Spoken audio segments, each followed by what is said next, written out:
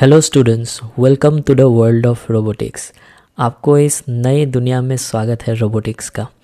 हम सब लोग यहाँ पर स्टडी करेंगे रोबोटिक्स के बारे में।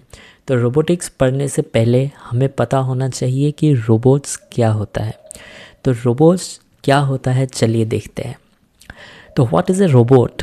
रोबोट जो है वो एक मशीन है जो सेंस कर सकता है बाहर की दुनिया को, जो सोच सकता है और जो उसके अकॉर्डिंग, सेंसिंग एंड थिंकिंग के अकॉर्डिंग एक्ट कर सकता है। जैसे हम ह्यूमंस, हम लोग भी सेंस कर सकते हैं, हम लोग भी सोच सकते हैं, हम लोग भी एक्ट कर सकते हैं। सेंसिंग के लिए हमारे पास 5 सेंसेस है जो कि हमें सबको पता है। थिंकिंग के लिए हमारे पास ब्रेन है और एक्टिंग के लिए हमारे पास हैंड्स है ना, या लेग्स है। तो उसके थ्रू हम लोग एक्ट करते हैं। तो वैसे ही एक मशीन यानी कि एक रोबोट्स के पास भी सेंसिंग और थिंकिंग एंड एक्टिंग का वेज होता है। सेंस कर सकता है, जैसे कि मैंने बोला, सेंसर्स के थ्रू, डिफरेंट डिफरेंट टाइप के सेंसर्स के थ्रू। थिंक कर सकता है वो किसके थ्रू? अपने ब्रेन के थ्रू। और इस रोबोट का ब्रेन क्या होता है? इस रोबोट का ब्रेन होता है, जो हम लोग आगे जाके पढ़ेंगे, एक आर्डुइनो का बोर्ड या फिर एक रास्पबेरी पाई का बोर्ड, ठीक है, जो एज ए ब्रेन एक्ट करेगा उस रोबोट के लिए। And the third part is the acting. Acting हम डिफरेंट वेज में करा सकते हैं। उसके लिए हम लोग मोटर्स यूज़ कर सकते हैं, डिफरेंट टाइप ऑफ इंस्ट्रूमेंट्स हम लोग यूज़ करेंगे, ठीक है। तो एक रोबोट जो है वो अपने डे टू डे लाइफ में कई जगह देखा होगा, जैसे आजकल ड्रोन्स का काफ़ी यूज़ होता है। तो ड्रोन्स भी एक फ्लाइंग रोबोट ही है। उसके बाद आपने देखा होगा रूम्बा, जो एक वैक्यूम क्लीनर होता है, वैक्यूम क्लीनर रोबोट, जो एक रूम पे हम लोग छोड़ देते हैं तो वो अपने सेंसेस को यूज़ करके ऑब्स्टिकल को डिटेक्ट करता है।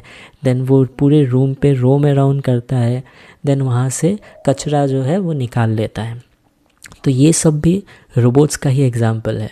या फिर आपने वो इंडस्ट्रीज़ में जो रोबोटिक आर्म्स होते हैं, कार मैन्युफैक्चरिंग में या फिर डिफरेंट डिफरेंट मैन्युफैक्चरिंग इंडस्ट्री में, वो भी रोबोट्स है। तो ये रोबोट्स जो है, इसका यूजेस एंड यूटिलाइजेशन बहुत ज़्यादा है in industries and day to day life. और इसका आने वाले टाइम पे जो यूज़ है वो यूज़ केस और भी बढ़ेगा। तो रोबोट्स को आर्टिफिशियल इंटेलिजेंस के साथ मर्ज करके उसका काफ़ी ज़्यादा यूज़ निकाला जा सकता है। तो रोबोट्स के पार्ट्स क्या क्या होता है, जैसे कि मैंने ऑलरेडी डिस्कस किया है। इस रोबोट के पास एक सेंसर्स होता है, बहुत सारे सेंसर्स हो सकते हैं। उसका ब्रेन होता है, उसका कुछ एक्ट्यूएटर्स यानी कि उसको एक्ट करने के लिए जो चाहिए है वो होता है। तो ये जो सेंसर्स है, जैसे हम लोगों का आइज़ एंड ईयर्स है, वैसे रोबोट के पास भी सेंसर्स है। हम लोग देखेंगे अगले आने वाले लेक्चर्स में, हम लोग डिफरेंट डिफरेंट टाइप के सेंसर्स को देखेंगे, क्या क्या टाइप का सेंसर्स होता है एक रोबोट पे। ब्रेन जो कि हम लोग आर्डुइनो, हम लोगों का लेक्चर सीरीज़ का मेन टॉपिक ही है आर्डुइनो। तो उस आर्डुइनो को हम लोग स्टडी करेंगे। वो एक माइक्रो कंट्रोलर बोर्ड है। अब माइक्रो कंट्रोलर क्या होता है वो सब भी हम लोग देखेंगे। और इस आर्डुइनो को कैसे प्रोग्राम किया जाता है, कैसे कोड्स यूज़ करके उसके ब्रेन को, रोबोट्स को समझाया जाता है कि तुम्हें क्या करना है, कौन सी सिचुएशन में तुम्हें कैसे एक्ट करना है, वो हम लोग रोबोट के ब्रेन को समझाते हैं थ्रू कोडिंग। तो ये कोडिंग भी हम लोग सीखने वाले हैं। आप टेंशन मत लो, ये बिल्कुल भी मुश्किल नहीं है। हम लोग फ्लो में पढ़ेंगे सच दैट आप सब कुछ बहुत ही आसानी से, बहुत ही सुंदर से सीख पाओगे। तीसरा जो है वो, जैसे कि मसल्स है, एक्ट्यूएटर्स है, मोटर्स हो गया या दूसरे मूविंग पार्ट्स हो गए, वो सब रोबोट्स में प्रेजेंट होता है। अब नेक्स्ट आते हैं, जैसे कि मैंने ऑलरेडी बताया है, types of robots. Industrial use में, इंडस्ट्रियल यूज़ केसेस है उसका, डिफरेंट टाइप ऑफ फैक्ट्रीज़ में, car manufacturing, phone manufacturing factories में भी यूज़ होता है। फ़ोन के डिफरेंट पार्ट्स को असेंबल करने के लिए, आपस में जोड़ने के लिए रोबोट्स यूज़ होते हैं। फिर आप सर्विस इंडस्ट्री में देखो, हॉस्पिटल्स में कोविड के टाइम पे जैसे आपने देखा होगा कि कोविड जो वार्ड्स होता है उसमें रोबोट्स के थ्रू सामान पहुंचाया गया था, है ना। डिफरेंट मेडिसिन्स हो गया, पीपीई किट हो गया, या डिफरेंट टाइप ऑफ चीज़ें जो है, वाटर बॉटल हो गया, फूड हो गया, ये सब रोबोट्स के थ्रू पहुंचाया जाता था पेशेंट्स तक। इसके अलावा आप होटल मैन्युफैक्चरिंग, होटल में जाइए, चाइना जैसे कंट्री में होटल्स में क्या होता है, आर्टिफिशियल रोबोट्स यूज़ किया जाता है, रोबोट्स विथ आर्टिफिशियल इंटेलिजेंस, जो कौन से फ्लोर के कौन से रूम पे क्या ऑर्डर किया है वो उस हिसाब से कैलकुलेट करके उसको प्रोग्राम किया जाता है ताकि वो उस रूम पे जाके चीज़ें डिलीवर कर पाए। सपोज़ आपने होटल में पानी का बोतल मंगाया तो आपके रूम पे वो चीज़ डिलीवर कर दिया जाएगा थ्रू ए रोबोट।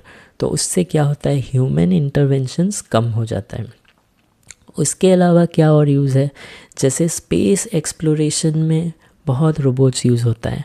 हम लोग मून में जो भेजते हैं या फिर मार्स में जो भेजते हैं रोवर्स, उसको हम लोग रोवर्स कहते हैं, वो सब एक्सट्रीम कंडीशंस में भी, क्योंकि वहाँ टेम्परेचर बहुत कम है, वहाँ एयर प्रेजेंट नहीं है, तो एक्सट्रीम कंडीशंस पे भी हम लोग इन सबको ऑपरेट कर सकते हैं रोबोट्स को।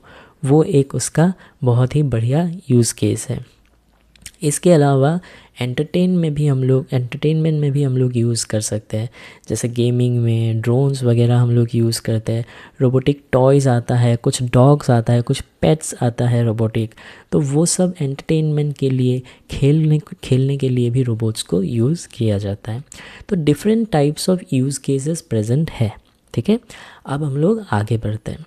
तो how do a robot work, जैसे कि ऑलरेडी हम लोग डिस्कस कर रहे हैं, ये पहले सेंस करेगा, उसके बाद सोचेगा, उसके बाद एक्ट करेगा।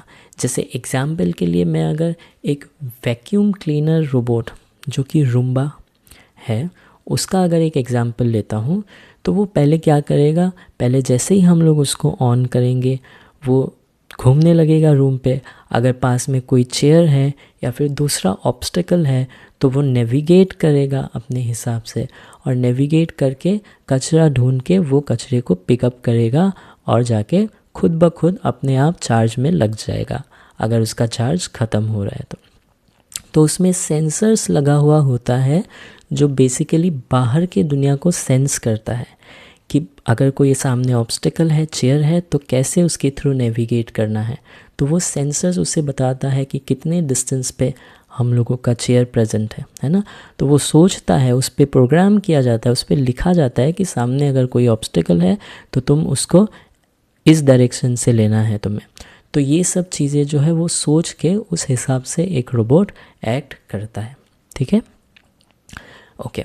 तो रोबोट्स इन रियल लाइफ में, जैसे कि मैंने बोला कि मेडिकल फील्ड में काफ़ी ज़्यादा रोबोट्स का यूज़ होता है, स्पेस एक्सप्लोरेशन में रोबोट्स का यूज़ होता है ना, ड्रोन्स बनाने में यूज़ होता है, सेल्फ ड्राइविंग कार, जैसे कि आपने सुना होगा टेस्ला के बारे में। इलॉन मस्क का जो कंपनी है टेस्ला, जो सेल्फ ड्राइविंग कार्स बनाता है, वो भी एक बेसिकली रोबोट्स ही है जो ह्यूमन का काम आसान कर रहा है। तो ड्राइविंग एक बहुत ही टीडियस काम है। अगर आप बहुत लॉन्ग ड्राइव करना है ना, हाईवेज़ में आपको चलते रहना है, तो अगर आपके पास सेल्फ ड्राइविंग कार है तो विदाउट एनी ड्राइवर वो आपको चलाते रहेगा। लेकिन इस सेल्फ ड्राइविंग कार को चलाने के लिए भी उसके पीछे भी बहुत सारा इंजीनियरिंग है, बहुत सारा उसमें आर्टिफिशियल इंटेलिजेंस लगा है। तो उन सब के थ्रू पॉसिबल हो पाया, robotics and AI and machine learning के थ्रू पॉसिबल हो पाता है ये सब चीज़ें। उसके बाद अगर मुझे स्टार्ट करना है आज रोबोटिक्स, तो मेरे लिए रोड मैप क्या होगा, तो मैं क्या करूँगा। सबसे बेसिक से अगर मैं स्टार्ट करना है मुझे, तो मैं क्या क्या स्टार्ट करूँगा, तो उसके लिए मैं एक रोड मैप आपको दे देता हूँ। तो क्या क्या आपको चाहिए, पहले आपको चाहिए एक बेसिक इलेक्ट्रॉनिक्स का नॉलेज, जो कि हम लोग यहाँ पर देने के लिए रेडी है। तो फर्स्ट फ्यू लेक्चर्स हम लोग आपको बेसिक इलेक्ट्रॉनिक्स सिखाएंगे, जिसमें हम लोग सिखाएंगे कि एलईडी क्या होता है, जिसमें हम लोग सिखाएंगे कि एक सर्किट डिज़ाइन कैसे होता है, सर्किट में रेजिस्टर क्या होता है, वोल्टेज क्या होता है, वोल्टेज डिफरेंस क्या होता है, करंट क्या होता है, वो सब कुछ जो बेसिक इलेक्ट्रॉनिक्स है वो हम लोग सिखाएंगे आपको।